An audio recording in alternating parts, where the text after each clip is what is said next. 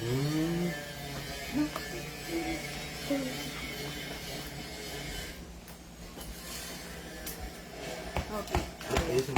So, good day mga ka-airsoft. So, I'm here para i-demo kay Sir. Si Sir Dan kasama natin ngayon. Ayan, si Sir Dan. Kaway ka, Sir Dan. Morning. So, si Sir Dan is isang Secu. Okay? So, si Sir Dan is from Malolos, Bulacan. Boundary daw sa Malolos, Salvi, Gintung po, sir. So, si Sir Dan is, ang unit na kinuha is the SRC Premium. Ayan. SRC High Kappa Premium. Okay. Ayan. Yung black version ang kinuha niya. So, tatlo version to. Isang two-tone, isang silver, then isang black. So, sir, kanina sinabi ko po sa inyo. Gusto mong upgrade. Ayan. Recite nga Mga scopes. So, sabi ko, sir, sa inyo, yung unit nyo is premium. So, pwede siya sa 12. 12. Pwede siya sa 14. Ayan. Then, pwede siya dito sa CO2. So, kapag CO2, sir, ang gagamitin mo, kasi ang normally nakasama sa unit is green gas. Kapag CO2 ang gagamit, sir, Bibili ka niyan. bibili ka na ito. Magasin na Apo. ko. So, ito sir, kunwari, di ba, nakasalpak to. Yung iba kasing unit, kapag sinalpak mo yung CO2, kailangan ubusin mo na yun, sir. Ito sir, kapag sinalpak mo siya, pwede mong alisin yung magazine, tapos pwede kang pumunta ulit sa gas. Balik ulit. Opo. Tapos, kapag gagamit ka CO2, salpak mo lang ulit sa unit, sir. Tapos, pwede mo na ulit magamit. Tapos, kapag kunwari, marami pa yung CO2, gusto mo nang i-out, ito, may option release mo lang siya. Yes. So, dito na siya kailangan kang magtira ka lang sa loob. Opo. Naka-stack. Opo. Kasi sir, kapag ito sir, iniwan mo siya dito, na nakaload yung gas. So, eventually sir, kasi magkakaroon siya ng singaw. So, yun naman ang disadvantage niya. Kaya, mas maganda sir, Release kapag talaga. itatabi mo na siya ng Hindi mo na siya matagal, release. May mga ubusin mo lang, iputok mo na lang. pwede iputok or no choice, release mo. Release mo lang. Talaga din naman. Yes po. Para may iwasan magka-problema. Okay. So, ngayon, sir, bago tayo mag-start, mag-oil muna tayo. So, lagi naman sinasabi ni Big Man. So, una sa magazine muna tayo, sir. Sa magazine dito, output bulb, then inlet bulb. So, dito tayo, sir, naglalagay ng gas. Ito naman po, ito yung pinipress ng hammer para mag-release siya ng gas, para pumutok. Okay, so, slightly press, sir. Wag yung isasagad, sir. Kasi yung iba nag-i-stuck. So, slight lang po. Then, spray. Apo. Kailangan, sir, mape-press siya pag i-sprayan natin para papasok po yung oil. Yes. Okay, then sa input bulb. Okay.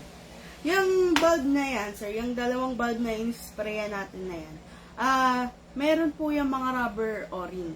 Tsaka dito, sir, meron dyang main o-ring na kailangan, sir, maintain na rubberize sila para hindi sila lumutong. Kasi once na lumutong yan, sir, doon na nag-i-start yung mga leak. Okay, sa unit naman, sir, open, then lock.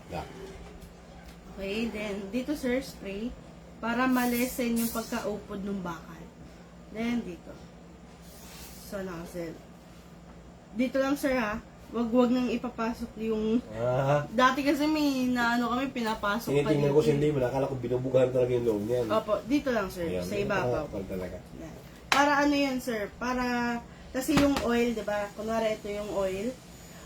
Para pag itutulak niya yung bala, na ano niya yung gap nung gas natin.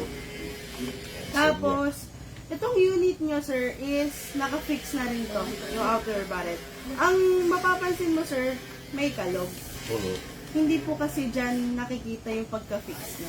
Sa pag ganito. Atras yung atras sa batin niya. Apo. Mapapansin nyo yung kanina, sir, tumutunog pa kapag ginaganong ko. Ito, sir, wala. Okay? So, after natin ma-oilan, so, sir, release, then rest. Etong unit mo, sir, is may hammer, so makikita mo siya kapag nakababa. So, alam naman ni Sir yan na kapag nakababa is ready to fire po. Fire. Kaya always lagi i-rest. Tapos, yung mga ka-airsoft natin dyan, meron tong, ito, beaver kung tawagin. So, kailangan to, nape-press to kapag magpa-firing tayo. Kasi kapag hindi yan nape-press, Hindi puputok. Hindi puputok. Oo. O kaya kapag nagpa-firing ka, hindi mo siya na-press, bigla siya mag-open slide. Opo. Pag hindi siya na-press. Opo. Ganun po ba sa Kaya ngayon tunay? ang nainimig ko sa service hindi ako masyadong familiar sa 45 eh. Opo. Ayan. Kapag hindi, kunwari sir, diba nagpa-firing ka, tapos hindi mo siya na-press, bigla yan mag-open Open bolt. slide. Kaya, ayan, kailangan pag magpa-firing po kayo, pa-press nyo po siya. Tsaka every time ang gagamitin mo, kailangan talaga mas maganda talaga ng Okay, oil. Hindi naman every time, sir. Kunwari, Tinapansin ko lang ang tuyo na. kunwari sir, di ba madalas ka mag-firing. Pwedeng every week. Every way. Pero hindi naman Not every anytime time na na gamitin mo. Hindi. Actually, kapag kunwari naman madalang ka maglaro, pwede namang once in 2 weeks, ganun po. Or Okay. once in a month. Pwede din. May kasama ba kami yan yung previous ko? Silicone? Wala, sir. Wala. So, separate it. Bibilhin yan. Magkano ba yan? Mamaya po. Naka-live kasi tayo. Bawal magbanggit. So, sa magazine na po tayo, sir. Sa paglagay po ng bala. Paglagay, sir, ng bala, kailangan po, Bababa sir, lang yan. tong spring, Yes. dahan-dahan mong ibaba. Kasi bawal po yan na bibitawan. Kasi, sir, yung lakas ng spring na pagtulak, napupunta dito, posibleng mabasag. Mabasag yung dulo mo. Opo, nababasag to. Marami na po nabasagan, sir, kasi Nabitawan. nabibitawan. Kulang sila na Nakita ano. nila tumalsik na, hindi na nila mahanap yung dulo nito. Pero sakali bang mabasag? Yung napapalitan ba yan? Pwede naman. Kakahuyan, sir. Mahirap din. Wala siyang possible na pag wala yan, may replacement siya, hindi. Ang nagawa namin dati, sir, nangahoy kami.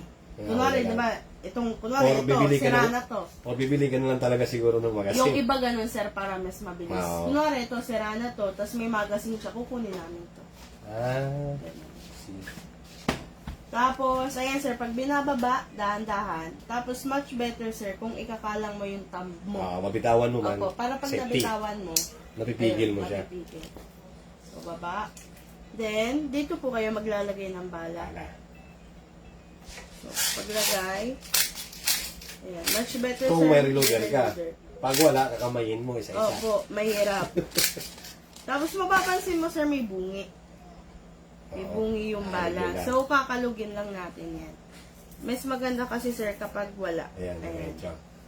Para marami kayo malalagay na bala. Tsaka maganda yung feed sa unit po natin.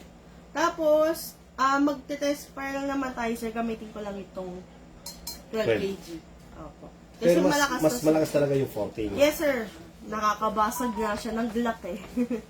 Tapos, ang 14 kg kasi sir, standard yan, pang rifle. Rifle. Sa rifle na mas kalimitan Mga ginagamit. GBBR yan. Eh, yung nasa likod mo sir yan, mga ganyan.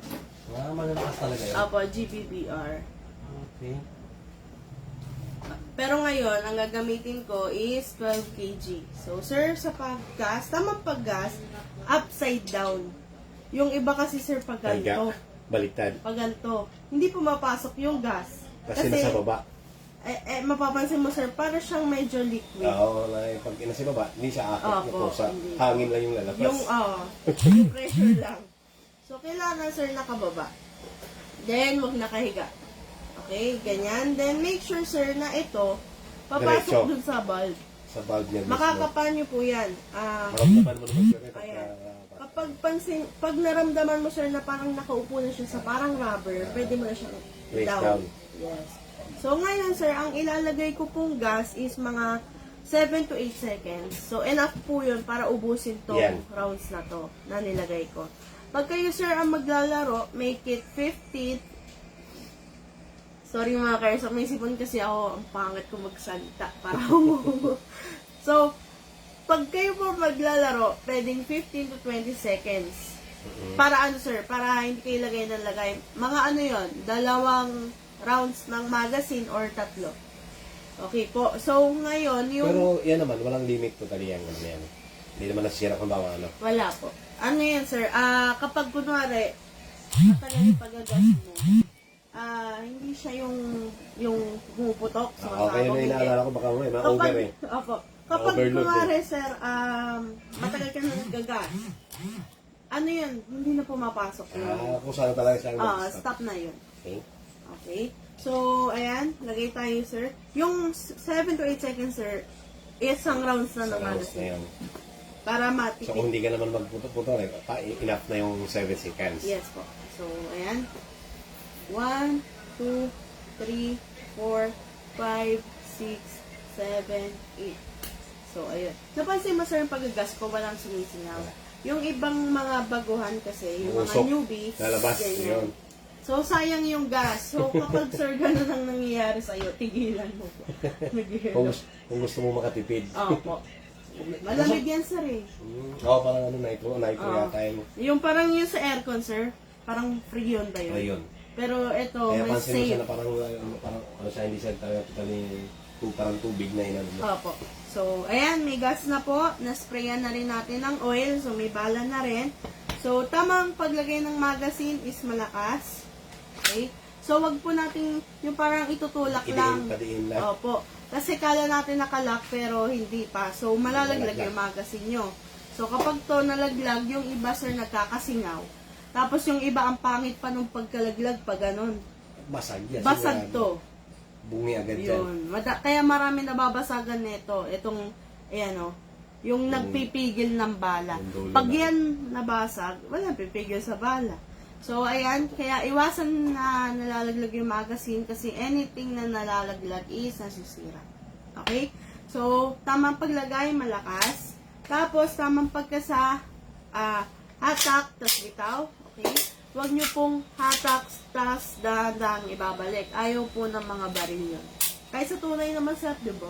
Hindi pwede yan. Okay, so, sir, ito naman po, yun po yung target. Medyo layo pa, sir. Para ma-challenge ka na. Si Sir Dan, mapapailing.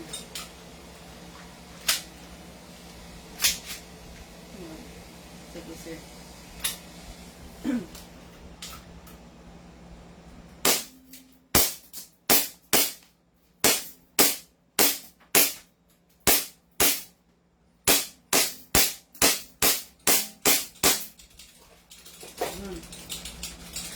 So, pasok lahat ng target.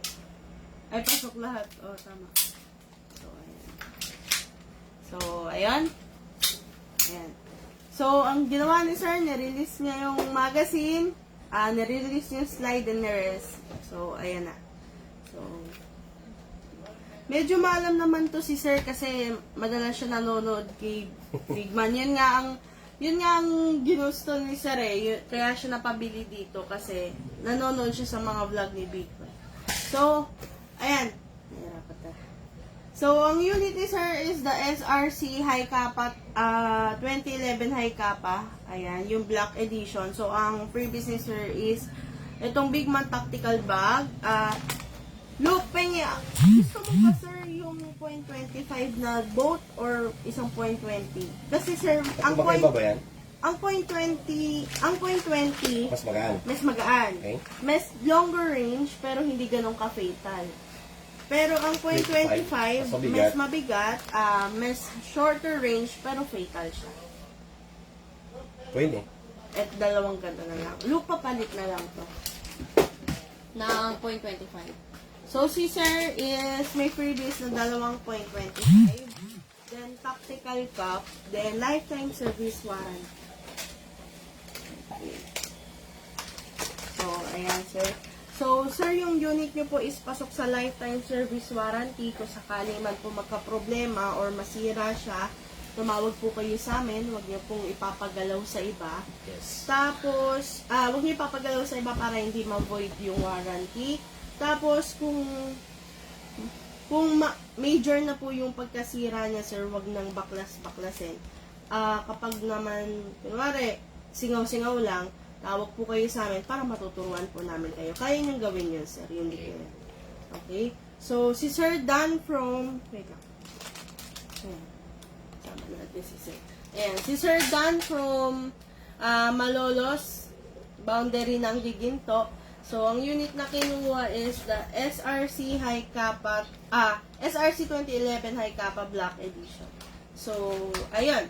Sa mga nagtatanong ng how much, mag-PM po kayo sa mismong page para po masabi sa inyo yung price and details. And makakapamili po kayo ng unit, ng mga unit sa Google Drive namin. So, thank you mga ka-airsoft.